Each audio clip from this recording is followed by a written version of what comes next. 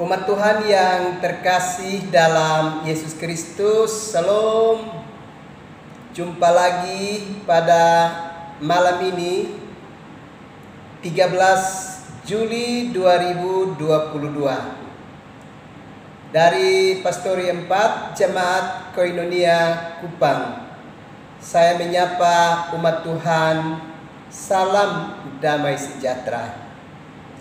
Saya mengajak kita, baiklah kita menyatakan syukur kita kepada Tuhan dan mendengarkan kebenaran firman-Nya. Mari kita berdoa. Tuhan Yesus, kami sungguh membutuhkan firman-Mu di dalam hidup kami. Karena itu datanglah dan memberkati kami sekalian. Demi Yesus Kristus, firman yang hidup itu, kami berdoa. Amin.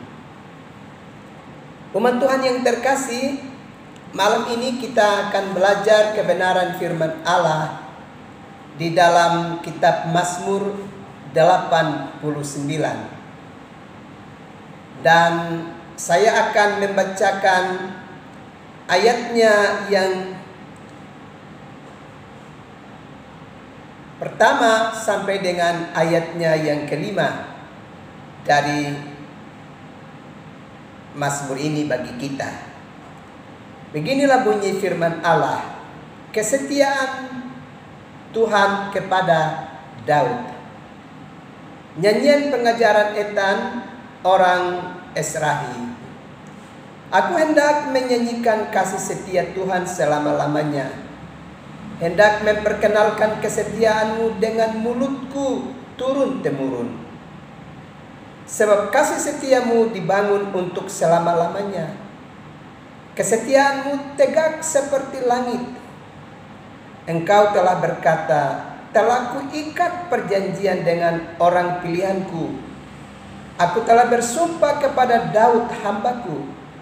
Untuk selama-lamanya aku hendak menegakkan anak cucumu dan membangun tahtamu turun-temurun.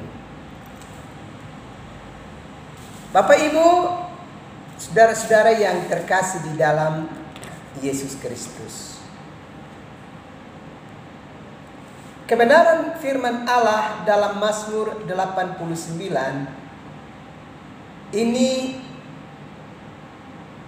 berbicara tentang sebuah kesetiaan. Kita harus ingat bahwa seseorang itu bisa dapat disebut sebagai pribadi yang setia manakala dia benar-benar setia pada janjinya. Manakala ia benar-benar menepati janji yang sudah pernah dia ikrarkan, atau dia nyatakan, atau dia ikat kepada sesuatu atau kepada pribadi tertentu di dalam hidupnya. Memang hari ini kita menyaksikan bahwa ternyata banyak di antara kita yang tidak menepati janji kita. Dengan demikian telah membuat banyak orang yang olehnya kita telah mengikat janji itu menjadi kecewa, menjadi putus asa. Lantaran karena kita tidak memiliki komitmen terhadap janji yang pernah kita ikrarkan. Tentu bukan saja kepada sesama kita manusia yang pernah kita membuat sebuah janji, tapi juga kepada Tuhan kita pernah membuat sebuah janji dalam hidup kita. Tapi hari ini terbukti banyak di antara kita manusia yang tidak memenuhi janji itu dengan baik. Malah kita mengingkari janji itu, membuat sesama kita sakit hati, dan membuat Tuhan menjadi sakit hati melihat kenyataan dan perilaku hidup kita yang tidak setia. Coba kita ingat, berapa banyak di antara kita yang memenuhi janji kita pada saat kita berjanji di gereja, di saat anak-anak kita dimetrikan dengan sakramen baptisan, di mana para orang tua dan juga saksi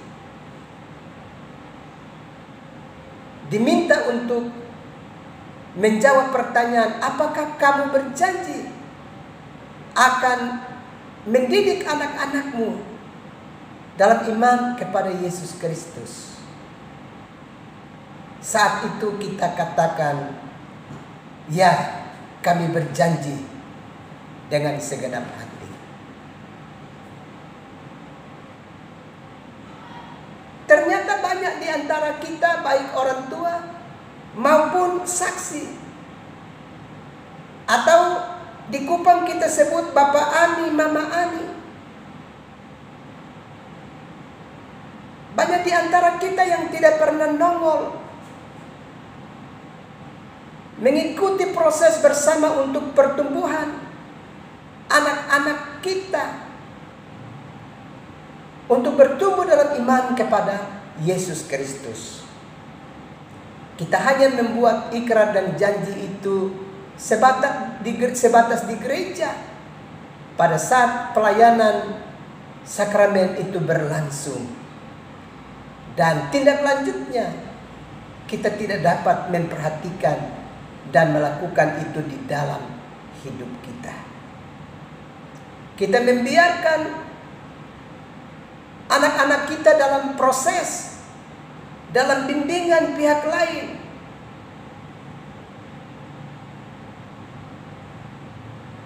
Bisa saja banyak di antara kita orang-orang tua yang membiarkan proses pertumbuhan anak-anak kita itu hanya di bawah bimbingan guru-guru sekolah minggu. Sedangkan kita sendiri yang sesungguhnya bertanggung jawab untuk pertumbuhan anak-anak kita dalam kehidupan rohani mereka, tidak kita memperhatikan itu dengan baik. Tidak ada mesbah keluarga kita untuk proses pengajaran kita lakukan bagi kehidupan anak-anak yang sudah dimetrikan melalui sakramen baptisan kudus. Kita tidak tindak lanjuti dengan pengajaran yang berarti untuk kehidupan mereka.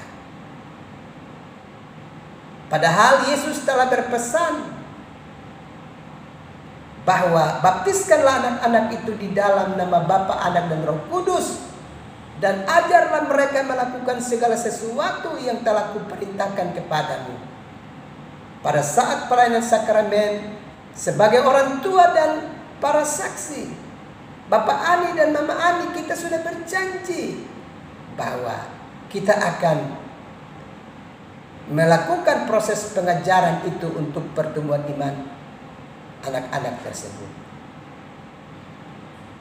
Apakah kita telah setia pada janji kita untuk mewujudkannya dengan proses pendampingan untuk pertumbuhan iman anak-anak kita?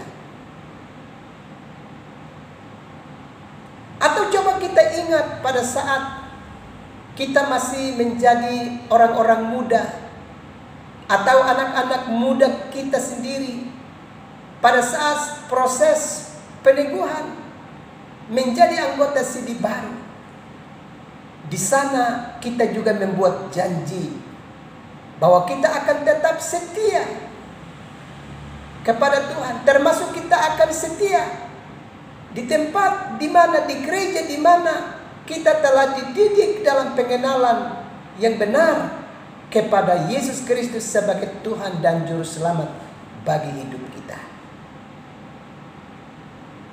Justru kenyataan hari ini telah membuktikan bahwa banyak orang sudah tidak lagi menjadi bagian di dalam persekutuan bergereja di mana dia pernah membuat komitmen dan janji itu kepada Tuhan.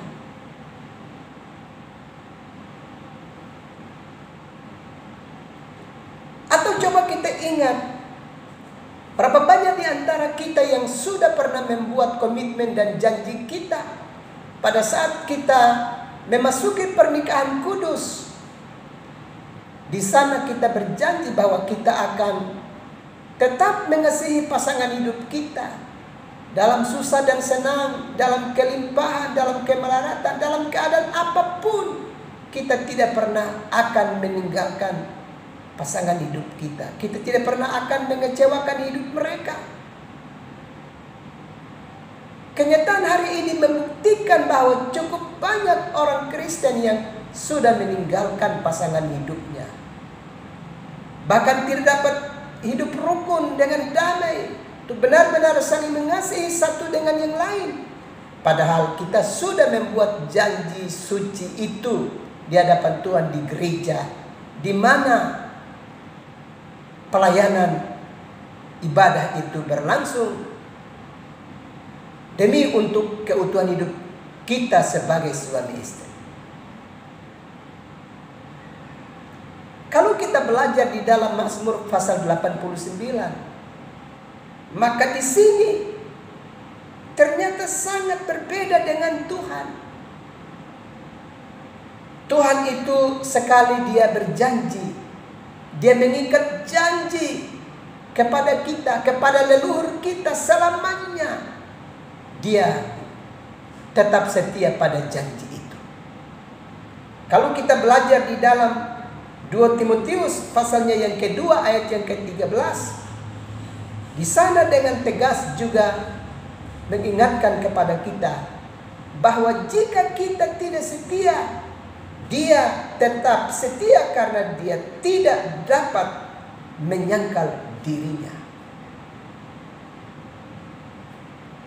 Bapak, Ibu, saudara-saudara yang terkasih di dalam Yesus Kristus, kalau demikian hari ini masing-masing kita harus berefleksi seberapa jauh kita masih tetap setia dan ingat pada janji yang sudah kita ikrarkan kepada Tuhan dalam berbagai momen pelayanan yang sudah kita jalani di dalam hari-hari hidup ini, baik terhadap anak-anak kita maupun untuk diri kita, juga terhadap pasangan hidup kita. Apakah kita benar-benar telah memenuhi janji itu dengan sungguh-sungguh dalam hidup ini? Ataukah justru kita sedang ingkar janji? Padahal kita telah membuat janji itu di hadirat Sang Kudus. Kita telah membuat janji itu di hadapan pribadi yang setia selamanya pada janjinya. Coba kita ingat, Allah berjanji untuk keselamatan kita. Dia sampai mengorbankan dirinya untuk keselamatan kita. Itu bukti kesetiaan dari janji Allah. Dia berjanji bahwa dia akan menyertai kita. Dia akan menolong dan menyelamatkan kita. Allah buktikan dengan pengorbanan dirinya melalui kehadiran Yesus Kristus. Kalau demikian, hari ini kita harus ingat bahwa kita mesti buktikan akan setiap janji-janji kita yang sudah kita ikrarkan di hadapan Tuhan. Kita harus buktikan itu dalam perjalanan waktu. Jangan sekali-kali kita bergeser dari janji kita. Jangan pernah kita ingkari janji kita yang telah kita ikrarkan di dalam hidup ini. Kita harus belajar dari Tuhan kita. Dia telah membuktikan janjinya sampai dia mengorbankan dirinya untuk keselamatan kita. Kita berharap bahwa rumah tangga Kristen, baik yang baru memulai maupun yang sudah lama, ingat dengan baik janji mereka saat pemberkatan nikah di gereja Tuhan. Kita berharap anak-anak kita, generasi muda, atau kita yang sudah tua, kita ingat tentang janji yang sudah kita ikrarkan pada saat peneguhan sidi baru. Kita berharap, kita ingat janji dan komitmen yang sudah kita ikrarkan pada saat anak-anak kita dimeteraikan melalui pelayanan sakramen baptisan kudus. Ingatlah janji-janji kita dan berusaha sedapat mungkin untuk memenuhi janji itu. Percayalah bahwa Roh Kudus pasti membantu kita. Kita tidak berjuang sendiri. Allah sudah menghadirkan Roh Kudusnya di dalam diri kita, dan karenanya kita pasti bisa memenuhi janji yang sudah kita ikrarkan di hadapan Tuhan dan di hadapan sesama kita. Ingatlah, kita pasti bisa karena Roh Kudus ada di dalam diri kita dan membantu kita mewujudkan janji setia kita. Tuhan memberkati kita sekalian. Amin. Mari kita berdoa. Tuhan Yesus, terima kasih untuk firman-Mu yang terus memberkati kami setiap malam. Malam ini hamba terus berdoa untuk umat-Mu yang ada dalam penderitaan sakit. Baik mereka yang ada di dalam rumah tangga mereka, maupun mereka yang ada di rumah-rumah sakit, yang ada di Kota Kupang ini, di Surabaya, di Bandung, di Jakarta, di Denpasar, Bali, atau di mana saja umat-Mu sedang mencari pertolongan. Ya Bapa, tumpangkanlah tangan-Mu ke atas umat-Mu, dan kalau Bapa berkenan, beri bagi mereka pemulihan. Ini kami minta kepada Tuhan, karena hanya Tuhan yang bisa dapat menolong kekasih-kekasih kami yang ada dalam penderitaan mereka. Juga berbagai kesusahan lainnya yang tengah dialami oleh umat-Mu, biarlah di dalam kasih karunia-Mu Allah terus melawat umat-Mu sekalian. Juga kepada semua umat-Mu yang tengah mengalami berbagai sukacita, Roh Kudus membantu mereka untuk mereka ingat menyatakan syukur kepada Tuhan, dan jangan pernah mereka tinggalkan Tuhan atau juga mengandalkan kekuatan mereka sendiri dalam hidup ini. Hamba juga berdoa, kiranya Roh Kudus terus membantu umat-Mu mengalami pertumbuhan iman yang sungguh-sungguh kokoh di hadirat-Mu ya Bapa. Ini doa kami Tuhan, kami akan beristirahat malam ini. Datanglah dan memberkati kami sekalian. Demi Yesus Kristus kami berdoa. Amin. Umat Tuhan yang terkasih dalam Yesus Kristus, selamat malam, selamat beristirahat. Tuhan pasti terus melindungi dan memberkati umat Tuhan sekalian. Salam.